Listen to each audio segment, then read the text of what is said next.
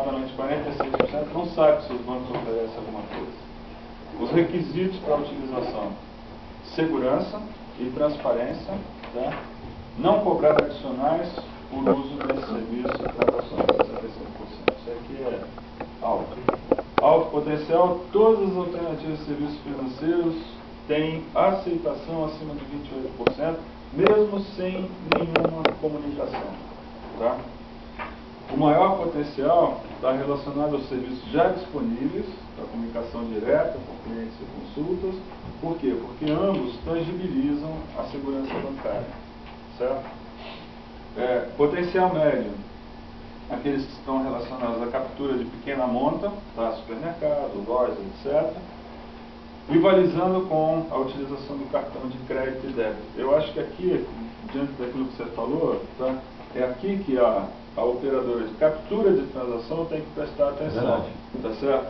Vai rivalizar. Se eles não forem parte disso, tá certo? Eles vão ter um rival a mais como meio de pagamento. Tá certo? Então eles tinham que conduzir o processo e chegar a termo em relação a isso com as operadoras. Tá?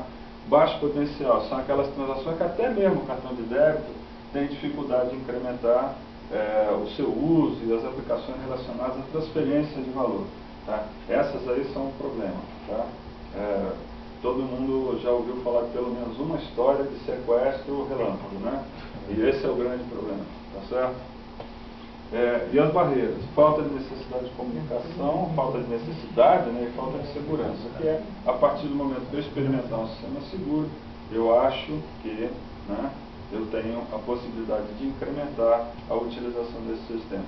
E a NFC, né, 46% apresentaram alguma ideia, um parecer positivo à utilização do sistema. Com relação aos outros assuntos que nós vimos, serviços de valor agregado representam hoje 20% das vendas líquidas dos serviços das operadoras, tá? E com um aumento de 31% em um ano. No segundo semestre de 2011, as vendas líquidas são lá quase 2,5 bi. Tá? A internet móvel é a líder desse movimento, 50% da receita total, o que equivale a 1,2 bi, um incremento de 43% nesse mesmo período. Né? Então, aquilo que a gente está falando já está acontecendo. Eu me lembro, não nessa FutureCon, na outra, os Steve Dunning, tá certo? Apresentando um gráfico e falou: olha, nós estamos no ponto de inflexão da curva, vai explodir, tá certo? E aí vai vir o pior dos mundos, né? Que é a decepção com os sistemas, vai cair a queda, vai cair a utilização. Então nós estamos nesse ponto daqui, tá certo? Nesse ponto. Associações como a MMA e todas as outras têm que prestar atenção nisso, porque a experiência dos outros países está aí e deve ser usada. Eu até estava nessa palestra dele ano passado. Tá? Eu concordo. E já estamos. Ainda tem mais um lugar, mas aí a gente tem que entrar no assunto de infraestrutura, operador tem que investir, se vai ter Wi-Fi, porque existe uma comparação que é legal fazer, por exemplo. Você pega os Estados Unidos, por exemplo, né? Você tem lá 270 mil hotspots por Wi-Fi. Você tem uma cobertura. Aqui no Brasil a gente tem 4 mil. Né? Então, assim, eu acho impossível também as operadoras sozinhas conseguirem cobrir tudo. É um investimento. Aí o cara está agora terminando de pagar o 3G, vai entrar o leilão de 4G, tem que respirar de novo para comprar mais. Então, assim, eu acho que também tudo isso. Se o governo também não se mexer e não colocar mais Wi-Fi, é complicado. Até porque tem uma tendência de eles usarem uma tecnologia que chama de Wi-Fi offload, né? Que é justamente onde você tem um spot Wi-Fi para direcionar toda aquela chamada, aquele acesso de dados, vai ser através do Wi-Fi. Até o próprio Wi-Fi da sua casa, por exemplo. Exatamente. Você chegou com o celular naquela região, ele direciona e você usa a rede fixa. Lá eu estive lá agora há pouco tempo, estava usando o telefone lá da AT&T, e aí eu percebi isso. Quer dizer, eu entrei numa rede de Wi-Fi, trocou, continuou mostrando que era 4G ali, mas eu já sabia que o cara estava ali. O final é transparente. É transparente. Só que você faz VoIP, né, Voice over IP, e você acessa Wi-Fi. Isso tem que ser feito, senão não vai aguentar.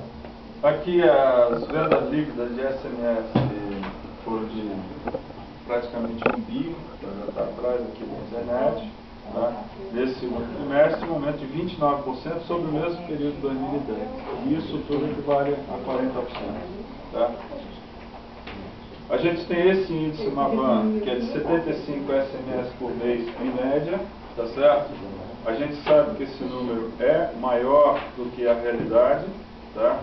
Em torno de alguma coisa perto de o dobro. Por quê? Porque, como eu disse lá atrás, nós estamos falando com o usuário heavy user, tá certo? Então isso daqui é maior do que a realidade, tá? E trimestre a trimestre a gente viu aqui um crescimento, número médio de SMS enviado de 27%. Ou seja, a coisa continua crescendo, né?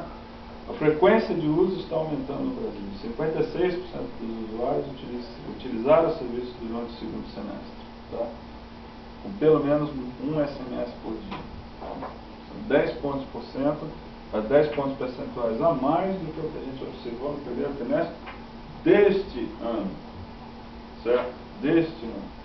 Você tem operador, só me permite completar aqui, já tem uma análise de crescimento de SMS por mês, em torno aí de praticamente quase 10% ao mês. Então realmente existe um campo de crescimento. Mas o Brasil ainda está muito distante dos outros países da América Latina. Né? Sim, ele é, em média de uso por usuário, ele ainda é muito baixo, né? Chega a ser, às vezes, em alguns casos, assim, 10 vezes menor que alguns outros países da região. Mas a taxa de crescimento nossa é uma coisa que está chamando a atenção da gente, né? Porque realmente tem uma tendência de crescimento e até alguma das nossas soluções em cloud é justamente para incentivar esse uso, esse crescimento da plataforma de short notice. Deixo vocês com o Dario. Tem até duas aplicações que